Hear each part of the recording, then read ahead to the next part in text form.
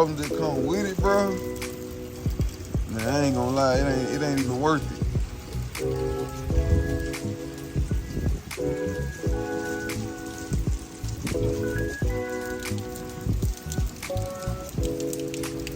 It ain't even.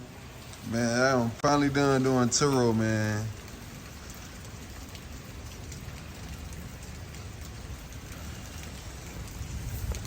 I'm done doing Turo. This the reason on my 2015 Ford Mustang. It's raining out here right now, man, y'all. I got a dent right here.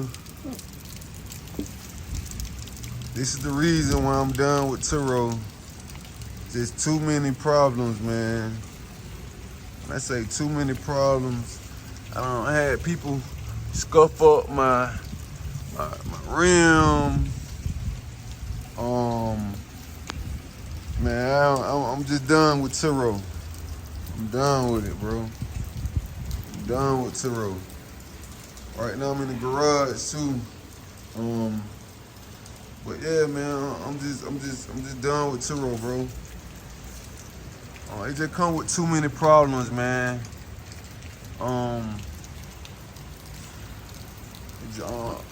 I ain't gonna lie, it was a good business adventure. I don't regret it.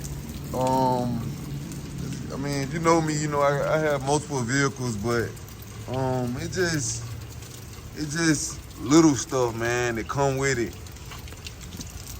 And scrapes around this rim. Y'all can see it. It ain't even worth it, man.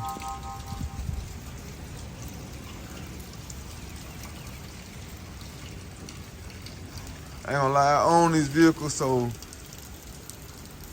as far as everything, I ain't really too much worried. You know, I do want to get this fixed, most definitely.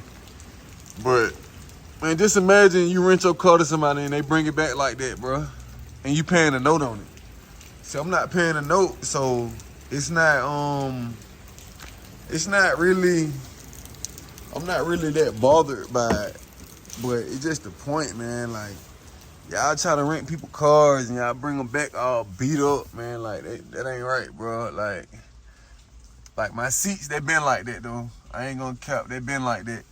But as far as everything else, man, my inside decent. Like, I ain't really had too much damage go on the inside of my vehicle. But as far as that right here, in the rims, this the main thing, bro. I ain't gonna lie, this the main thing, the rims, bro.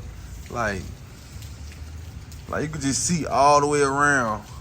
All the way around. Man, it got road rash on it.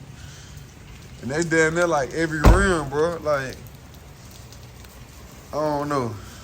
I don't know what to say no more at this point. See this, man? This is the reason why I'm done doing Turo. Man, I ain't gonna lie, like,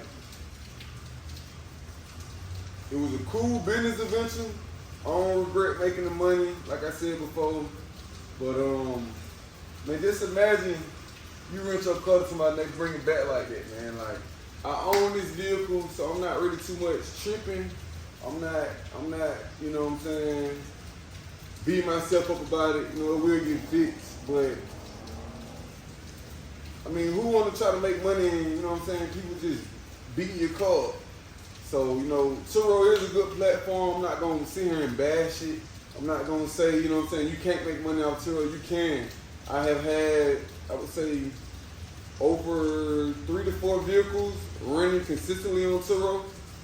So I made quite a bit of money at different times. You know, this is a 2015. It's a 2015 convertible Ford Mustang. So, and then this is the EcoBoost V6 model. I had no intentions trying to get the fastest one.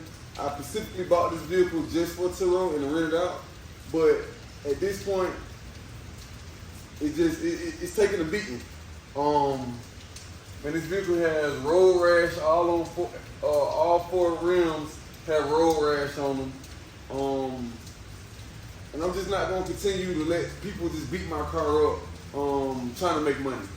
At this point, I'd rather fix it up and just, enjoy it myself before I, let other people beat this car up and I have to spend way more money to keep maintenance and keep fixing it. This is not a bad vehicle at all. It rides good, no engine light. I had this vehicle for about a year. I think I paid about $15,000 when I first bought it. Like I said, I own it. So at this point, man, if you want to go to Turo and you want to make money, I would be mindful that everybody's not going to respect your car like you will respect your own vehicle. With that being said, I would try to start out with a economy vehicle, something that's low miles, low maintenance, nothing too fast. The one thing you don't want to do is start out with like the V8 Chargers and try to go get a Hellcat or an Audi or something like that, a high-end vehicle, even that's worth more than this one. And what you'll end up doing is realizing that you don't spend all this money, and now you're having to spend the profit to fix. And that's another thing too. I'm gonna touch on this topic. I drive trucks. I'm a CDL worker. I'm always on the go. So a lot of my rentals are at the airport. They're pretty much not local. Majority of my rentals are not local. I have people from other little cities. They want to meet me at the airport, want the car dropped off, which is cool. It's fine. It's hassle free. But the only thing about that is, for me, and which kind of made this a headache, I would say. Let me grab this too. You got people who want you to do the lock boxes, so you don't have to be present when you drop the vehicle off or pick the vehicle up. You do the lock box type of deal, which lock box is good, but I didn't notice this was on my vehicle until I got back to it. So that's the type of stuff you got to be mindful for. That everybody's not going to be responsible with your vehicle. And when on Turo, I'm going to be mindful on Turo, you have to basically do a claim, or should I say notice the damage and alert them on that platform within a certain amount of time. Now, if you're the type of person like me that either do shortcuts, you're not always present, you just want to deal with responsible people, Turo is not for you. Because one thing you don't want to do is not take photos of your vehicle before you drop it off, and then once you pick it up. And like I said before, it's a time limit it's a timestamp thing to everything you do on that platform. So this damage here that you see is not covered.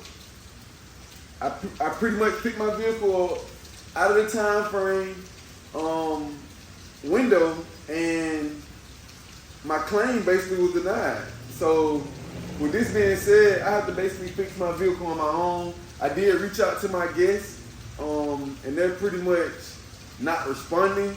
I didn't want to go back and forth through the chat within the Turo platform, just because I thought the person that I was dealing with was a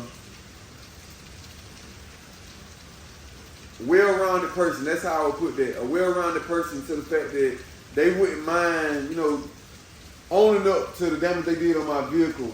This is not a cheap vehicle. Like I said before, I paid $15,000 for this vehicle. And it does take a lot to maintain these higher-end vehicles. So I would just keep that in mind if you ever want to do Turo. I do want to say shout out to Mike the businessman, because I actually sat in one of his seminars before and watched him pretty much just go over all this stuff, man. He went over everything from getting your rentals, your rental contracts, the type of vehicles you should get. And I'm gonna be honest, I thought that because I had the money or the funds and the means to YouTube everything and look up certain information that I can just jump out here and make money. Which, like I said before, on Turo is fine. But in my situation, I was using Turo when I started out. Maybe like the first, maybe 6 months. And I've been renting for about maybe a year and a half now. So I kind of geared off into the private sector of rentals. Like some of my vehicles that I rent, which is my 2500 Ram truck, my 2014 Charger RT. Like I rent those, mainly I rent those private. Even this vehicle, I do rent it private, because on Turo, I can't rent it for the amount of money that I would like to rent it for, a daily amount, because it's so competitive on Turo. And that's another thing, the prices are so competitive that when you're on Turo listing your car, you may see a newer model vehicle like a 2024 convertible, and they want, we'll just say $100. When private rental on this same vehicle that I have, which is a 2015, I'm renting it for, you know, 150 depending on the weekends, or I can rent it out at $100. The same thing that they're asking for, and that's a brand new, you know, current year vehicle. So private is good, but you just gotta be ready for it. I mean, if you're looking for jumping in Turo to make some easy money, and you don't think you have to, you know, stay on it and continue to grow and learn, it's not for you, because, you know, it's a lot of different stuff you gotta learn. Like you gotta learn how to manage the tracking devices. You know, as time goes, it's new stuff, and new, you know, criminals learn new things. So, you know, I have tracking devices now in my vehicle. Once again, thank the Mike, the businessman. So it's different stuff that I learned through him, and just watching different creators about the lock boxes and stuff like that, that you can go with to make things a little bit easier. But, you know, I just want people to take from this video that, you know, doing Turo is a good business, but I would only suggest beginners use Turo that actually want to grow and scale. Because if you just got one car and you don't plan on getting any more cars, you know, I wouldn't suggest you do Turo, for the simple fact, you know, people gonna beat your car up, they're gonna abuse it, and let alone, hopefully, God forbid, you're not using that vehicle also. Because, you know, people might smoke in your car. If you don't smoke, you gotta worry about that. You know, yeah, you can charge them the fee and get paid off them smoking your vehicle, but if you don't smoke, that's gonna irritate you. Now that somebody's gonna smoke in your car and you have to charge them, say $100, $200, yeah, that's cool now, but I personally don't want somebody smoking my vehicle if I don't smoke. That's just me personally. Like I said, I have multiple vehicles, so it's just a lot of things that I was able to deal with for the long run. But at this point, I'm throwing the towel in. I'm done, man. I'm just done with Turo. At least for right now, I'm done with it. I may consider it maybe in the next 7 or 8 months. After I get maybe an economy car that I really, just to be honest, I really wouldn't care as much for, and it wouldn't pretty much, you know, bring the value down to my vehicle.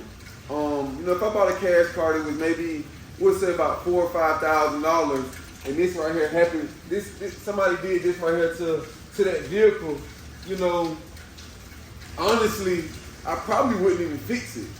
I would just wait for the next renter, you know, update my photos, wait for the next renter, let them know that I'm aware of this situation, and, you know, call it a day.